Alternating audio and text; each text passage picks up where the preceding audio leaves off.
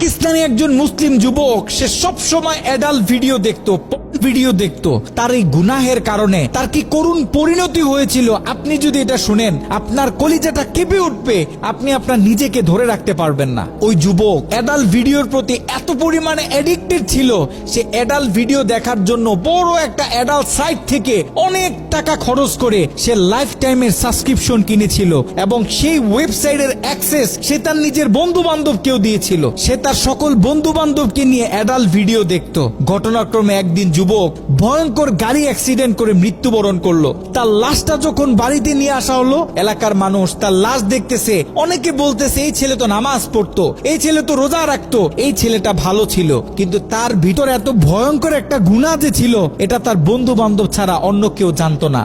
সকলে মিলে তাকে দাফন করে যখন বাড়িতে চলে আসলো, ওই ছেলের মা গভীর রাত্রে মোনাজাতে আল্লাহর কাছে দোয়া করতেছিল, আল্লাহ আমার ছেলে যদি কোনো ভুল করে থাকে তুমি আমার ছেলেকে ক্ষমা করে দাও, আমার ছেলের কোনো গুনাহের কারণে তুমি তাকে জাহান্নামে দিও না, তার কবরটাকে জান্নাতের টুকরা বানায় দাও। দোয়া করতে করতে মা এক পর্যায়ে ঘুমিয়ে পড়লো।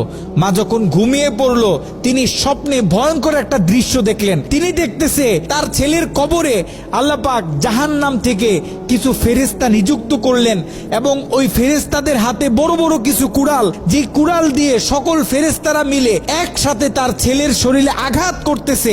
যদি তার ছেলের হাতে আঘাত করে তাহলে হাতটা কেটে দূরে গিয়ে পড়তেছে, যদি পায়ে আঘাত করে তাহলে পাটা কেটে দূরে গিয়ে পড়তেছে। তার ছেলে ভয়ঙ্কর ভাবে চিৎকার দিতেছে। ছেলের ভয়ঙ্কর চিৎকার শুনে মায়ের ঘুম ভেঙে গেল। মা উঠে আবার তাহাজ্জুদ নামাজের জন্য প্রস্তুতি নিলেন, আল্লাহ তাআলার কাছে দোয়া করতেছেন। দ্বিতীয় দিন গভীর রাতে যখন মা ঘুমিয়ে পড়লেন, তিনি দ্বিতীয় দিন আরো ভয়ঙ্কর চিত্র দেখলেন, যেখানে প্রথম দিন 8 থেকে 10 জন ফেরেশতা দিয়ে আল্লাহ পাক তার ছেলের উপর আযাব দিতেছিলেন, সেখানে দ্বিতীয় দিন 30 থেকে 40 জন জাহান্নামী ফেরেশতারা তার ছেলের উপর আযাব দিতেছিল। তার মা আরো ভয় পেয়ে গেল। তৃতীয় দিন গভীর রাতে ওই ছেলের মা যখন আবার ঘুমিয়ে পড়লো, তৃতীয় দিন তিনি খেয়াল করলেন 50 থেকে 60 জন জাহান্নামী ফেরেশতারা তার ছেলের উপর আযাব দিতেছে, তার ছেলের উপর আক্রমণ করতেছে, তার ছেলে ভয়ঙ্কর ভাবে চিৎকার দিতেছে। দিন যত বাড়তেছে আল্লাহ পাক জাহান্নাম থেকে তত বেশি ফেরেশতা তার ছেলের উপর নিযুক্ত করতেছে। মা ভয় পেয়ে গেলেন, মা ভেঙে পড়লেন। ওই ছেলের মা ছেলের বন্ধুদেরকে একদিন ডাক দিলেন, ডাক দিয়ে বলতেছে, দেখো আমি আমার ছেলের উপর দিয়ে এই ভয়ঙ্কর স্বপ্ন দেখতেছি, তোমরা যাও কোন আলেমের কাছে জিজ্ঞাসা করো যে কেন আমার ছেলের সাথে এমন হচ্ছে। ওই ছেলের বন্ধুরা মিলে পাশের বড় একটা মাদ্রাসায় চলে গেল। ওই মাদ্রাসায় ছিল একজন শাইখুল হাদিস। তার কাছে গিয়ে যখন পুরো স্বপ্নটা ব্যাখ্যা করা হলো, শাইখুল হাদিস স্বপ্নটা শুনে তিনি থরথর করে কাঁপতেছিলেন। শাইখুল হাদিস ওই ছেলের বন্ধুদেরকে জিজ্ঞাসা করতেছে, তোমাদের বন্ধু দুনিয়াতে থাকা অবস্থায় এমন কি কোনো গুনাহ করত যেই গুনাহ তার মৃত্যুর পরে এখন অন্য মানুষ করতেছে? তখন ওই ছেলের বন্ধুগুলো মাথাটা নিচের দিকে আসামির মতো দিয়ে চোখের পানি ছেড়ে বলতেছে, হ্যাঁ আমাদের বন্ধু এমন একটা গুনাহ করত যেই গুনাহটা সে পৃথিবী থেকে চলে যাওয়ার পরেও এখন আমরা করতেছি, আমাদের থেকে অন্য মানুষেরা করতেছে, তাদের থেকে অন্য মানুষেরা করতেছে।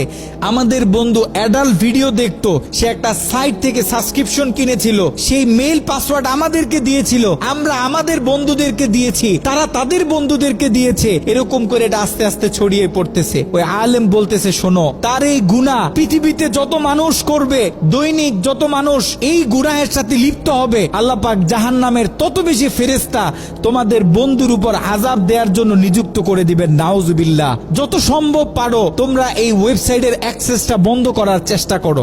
ওই ছেলের বন্ধুরা অনেক কষ্ট করে সেই অ্যাডাল্ট সাইটের এডমিনদের সাথে যোগাযোগ করতে সক্ষম হয়।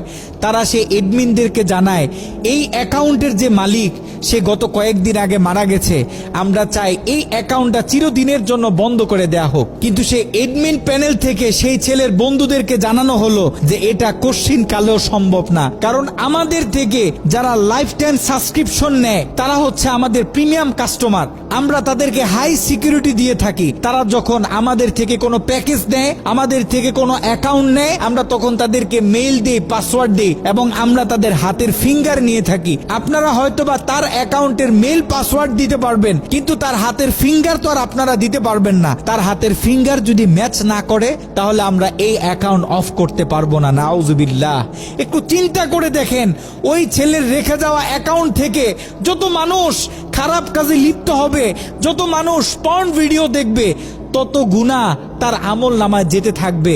একটু ঠান্ডা মাথায় চিন্তা করেন, আপনি আর আমি আমাদের সোশ্যাল মিডিয়া অ্যাকাউন্টগুলো কিভাবে ব্যবহার করতেছি। আমরা তো আমাদের ফেসবুকে কত ছবি শেয়ার করি, কত মুভি ক্লিপ শেয়ার করে থাকি, কত গান বাজনা শেয়ার করি। আপনার আমার মৃত্যুর পরে এগুলো তো আর কেউ কাটতে পারবে না। যত লক্ষ মানুষ আপনার আমার মৃত্যুর পরে এই ভিডিও দেখবে, আপনার আমার অ্যাকাউন্টে রেখে যাওয়া ভিডিও যত মানুষ দেখবে, আপনার আমার কবরে তত কঠিন কঠিন আযাব দেয়া হবে। আপনি আর আমি জীবিত থাকা অবস্থায় যদি আমাদের ফেসবুক অ্যাকাউন্টে ইসলামিক ভিডিও শেয়ার করি, একটা কোরআনের তেলাওয়াত শেয়ার করি, একটা হাদিস শেয়ার করি, ইসলামিক কোনো ডকুমেন্টারি শেয়ার করি, তাহলে আপনার আমার মৃত্যুর পরে এই অ্যাকাউন্ট থেকে যত মানুষ এই ভিডিওগুলো দেখবে, আমরা কবর থেকে তত বেশি সওয়াব পাইতে থাকবো। এ কারণে আমরা পৃথিবীতে থাকতে যত কাজ করব, সব কাজ যেন আমরা চিন্তা ভাবনা করে তারপরে করি। এমন কোনো কাজ করব না যে কাজ আমার মৃত্যুর পরে আমার কবরে আযাব বাড়িয়ে দিবে।